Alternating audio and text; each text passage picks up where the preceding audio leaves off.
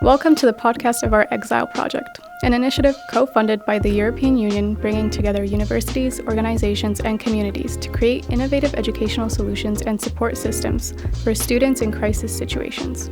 Through our stories and inspirations, we aim to build a more inclusive and supportive academic environment. Tune in and join us. Welcome to our EXIL podcast.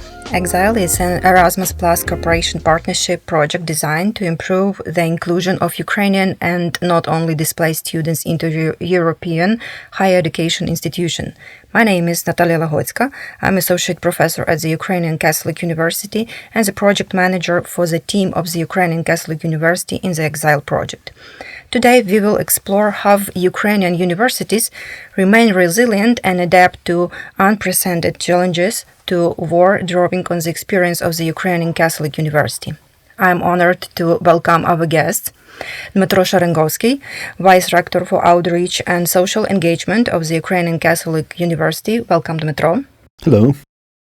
And Helena Procek, Deputy Vice Rector for Outreach and Social Engagement, Internationalization of the Ukrainian Catholic University. Welcome, Helena. Greetings. Thank you both for joining us. Let's dive right in. And my first question is addressed to you, Dmytro. Let's talk about the initial response of the Ukrainian Catholic University to the crisis and the first steps taken to overcome it.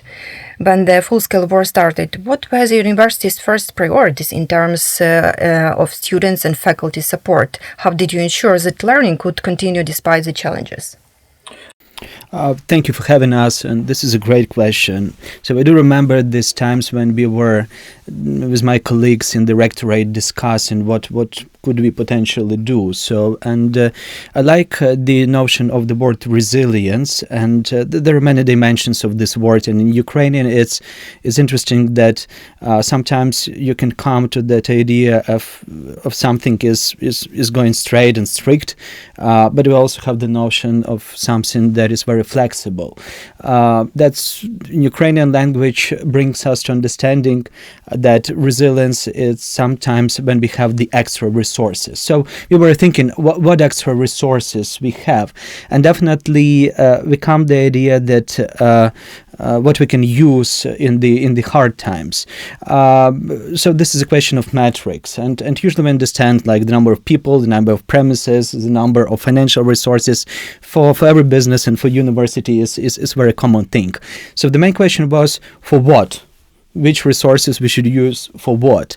And that was a question for us like approximately months before the full-scale invasion. So I do remember the time when I was talking with the deputy mayor of the city, Andriy Moskalenko, and asking him, because it was the time when everybody was talking about the possible full-scale invasion, and he told that we have a plan. And I asked him, so what should we do as a university?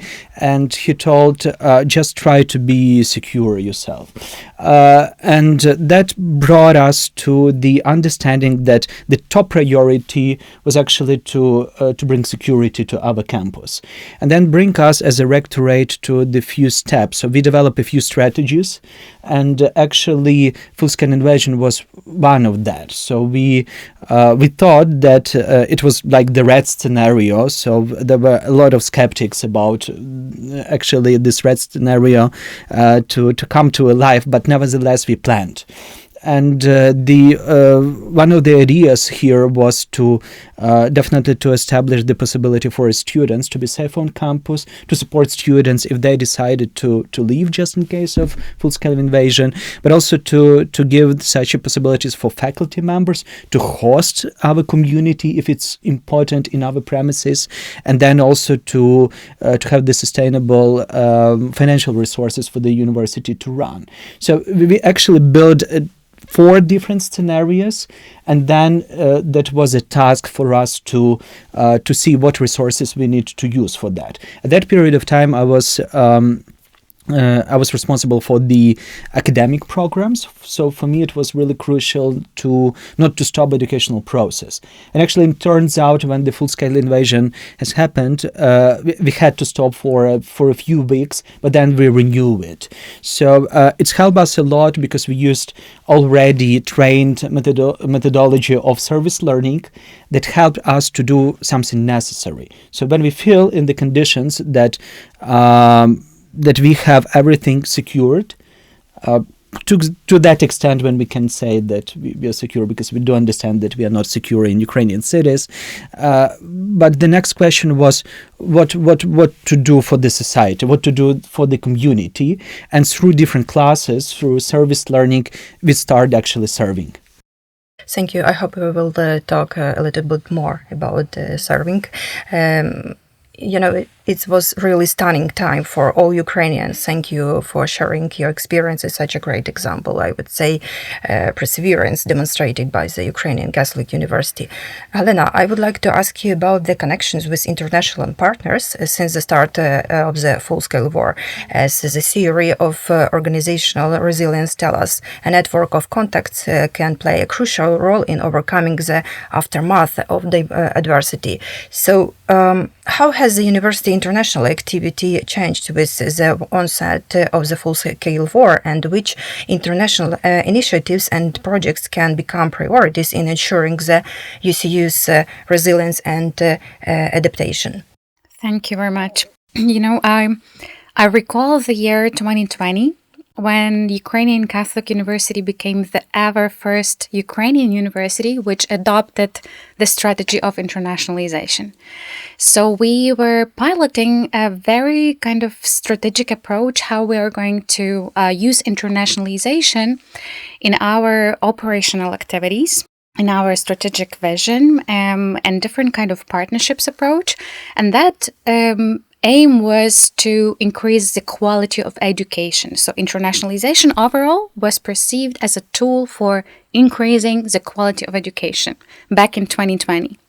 So that's why it allowed us to develop a huge, and very wide network of partnerships across the world.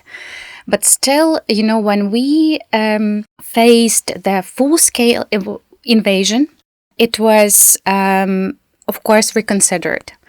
Well, first of all, I remember the day when, we woke up and we received, dozens of messages from our students who were, kind of afraid. They didn't kind of know what to do. And many of them decided, to take their beloved ones, their families, and to flee Ukraine. We got probably over 150 students who made this decision because of the situation.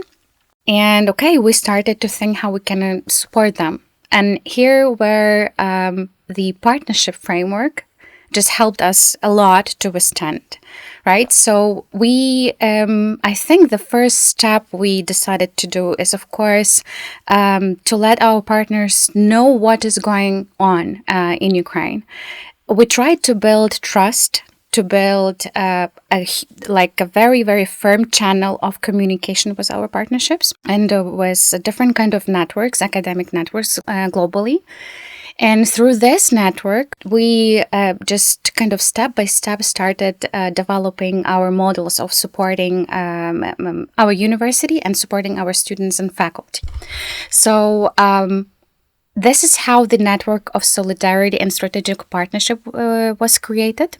Over 30 different kind of institutions across the world became our permanent, supporters. These partners were from the United States, from Europe, from Asia, from Japan, and many, many other countries. So this is how we developed 3 basic models. The model number 1 was to support displaced students So our partners helped us to offer them temporary academic program and hosted them as exchange students. And believe me, it was very much important not to lose talents, right? And to create a room for them to come back to Ukraine when the situation is secure.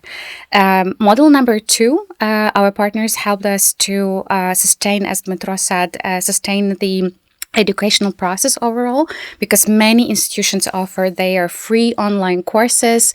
They offer their pro bono teaching. They hosted our students in their digital environments, libraries, so they open and access to many resources. And model number 3, it's just supporting our faculty, right? Because they also hosted our teachers, and this is how we kind of saved our human resources. That was the most important first step. Thank you, Helena. Your story is a great opportunity to call for unity and the development of partnerships, because it looks like together we are really a powerful force. Dmitro, as I know, as the Ukrainian Catholic University actively helped people affected by the war beyond its own organization in the first months of the war, particularly by supporting internally displaced persons, isn't that right? How has the war reshaped the role of the universities in society in general? And has the UCU's vision and strategy changed in light of the new context in particular? Yeah, sure. That was actually a question that I told when we secured everything on campus. I mean, like the digital security, then we have the classes, we use service learning so the students can be incorporated into actual doing something. For example, like lawyers could provide some help, some advices to those people who are needed.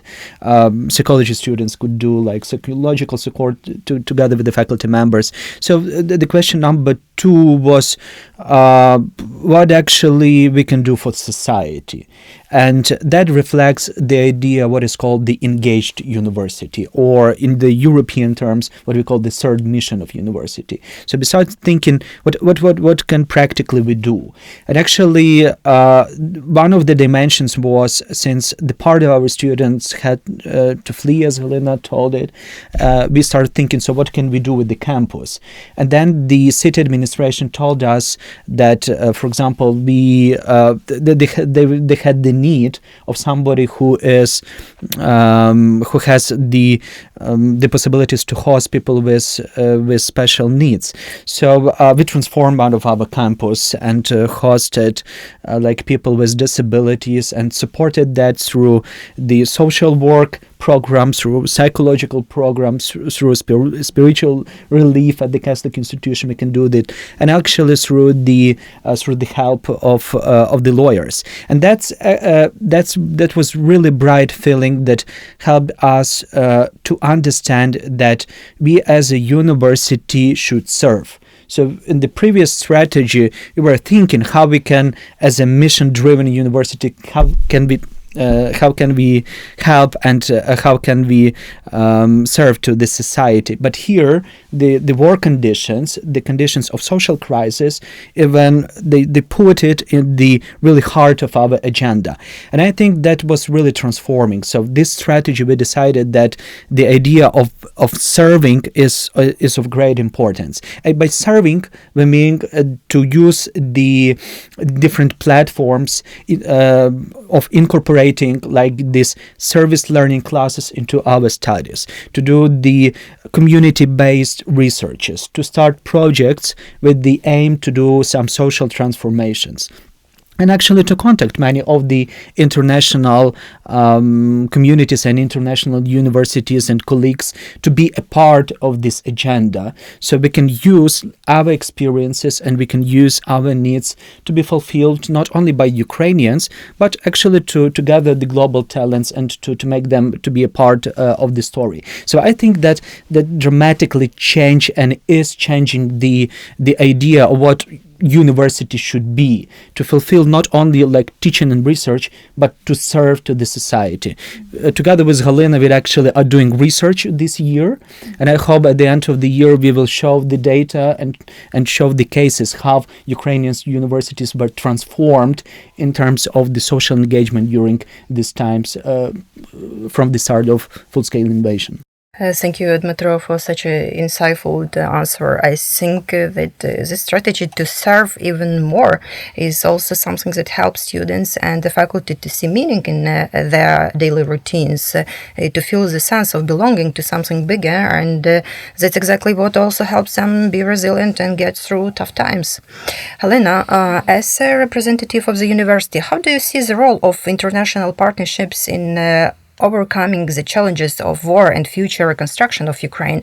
What can international institutions do to continue supporting Ukrainian universities and students in the long run?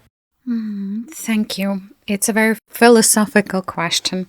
I must admit that we should kind of remember that education overall is a very powerful tool to withstand different kind of turmoils, right? Not only different kind of crisis, but the biggest turmoil as the war is. Education can not only bring a sense of normality for youth, right? But also education can create hope, right? And a sense of stability, a sense of predictability, right? A sense of purpose and vision. And for this reason, we cannot talk about the ad hoc measures. So this kind of understanding requires a very strategic and long-run approach. That's why in our current, internationalization, let's say, procedures and projects, war-affected projects, right? We, of course, adhere to the principle of solidarity. Solidarity, support, and long-term partnership. How do we do this? Of course, we use different kind of networks. Catholic networks of higher education, Federation of Catholic Universities in Europe, International Association of Catholic Universities, international different kind of alliances of universities. At this moment, we started like a long-term collaboration with Civica Alliance. Just a few months ago, we became associate partner of Creative EU Alliance. All of these initiatives are supported by European Union, and they are aimed actually to develop the strength of European education overall. So we see this power within the ability of being together. And through these networks and initiatives, we of course develop many infrastructure, education and research initiatives, but understanding each other, communicating with each other in the same language, right? And this long-term commitment, these are the rules, of what we perceive as the necessary and most important foundations for our international collaboration right now. I think that one of the key aspects as Ukrainian Catholic University are using is our UKU Global strategy, which has different kind of pillars, right? And which helps us to maintain at least one single vision until 2030. And as Dmitro mentioned, even in our UKU Global strategy, we aim to be a university of hope, a university of service to Ukrainian society, but also to global society through, let's say, different kind of tools to engage international talents. And this bringing international talents to one place, as UKU is, I think this is the best recipe for our resilience. Leona, thank you for your opinion.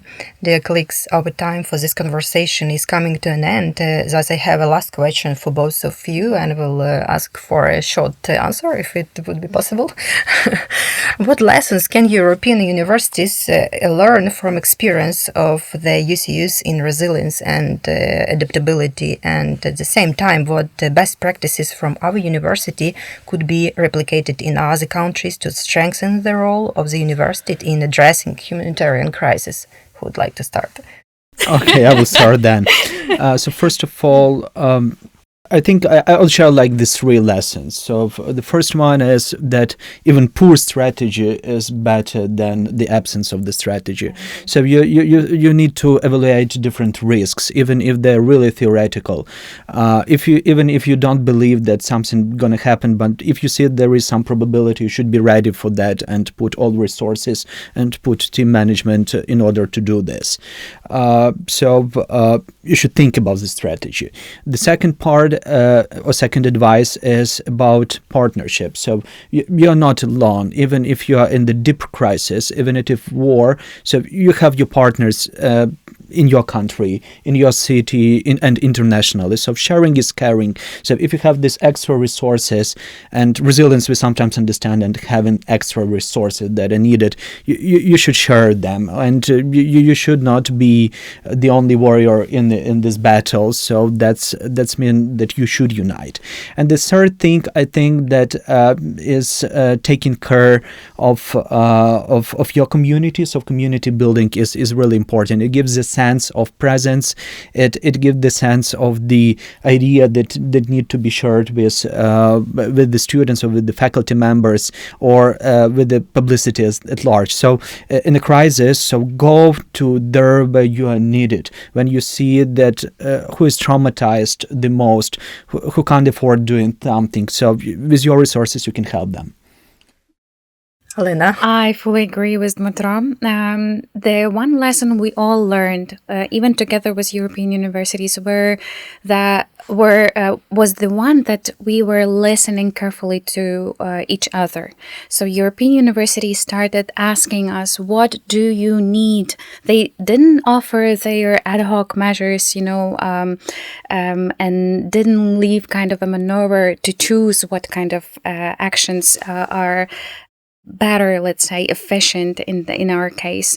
So that was the lesson number 1. The lesson number 2 is, I believe it's the strategy of doing your best.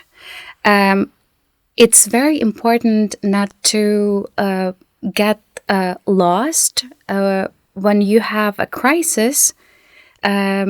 Just kind of not to be sure which trajectory, let's say, or which project you have to choose in order to be the most efficient. So we carefully evaluated our capacities. We chose very precise projects we are going to develop, right?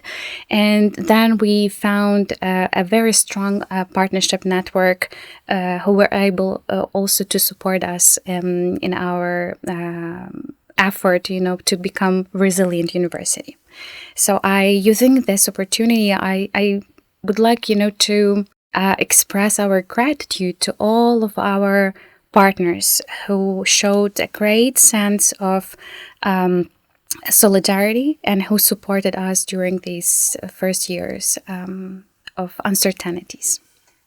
Thank you, Helena. Thank you, Dmitro. I appreciate both of you for sharing your experience and perspectives on how universities can remain resilient in this complex world and strengthen their role in addressing humanitarian crisis. I hope today's discussion was relevant to our listeners in relation to the challenges of the institutions and has provided them with valuable insights. Thank you for tuning in. If you're interested in learning more about EXIL Project, please check out www.exilproject.org and follow us on LinkedIn to stay updated and hear more of our new podcasts. Until next time, stay resilient, stay connected.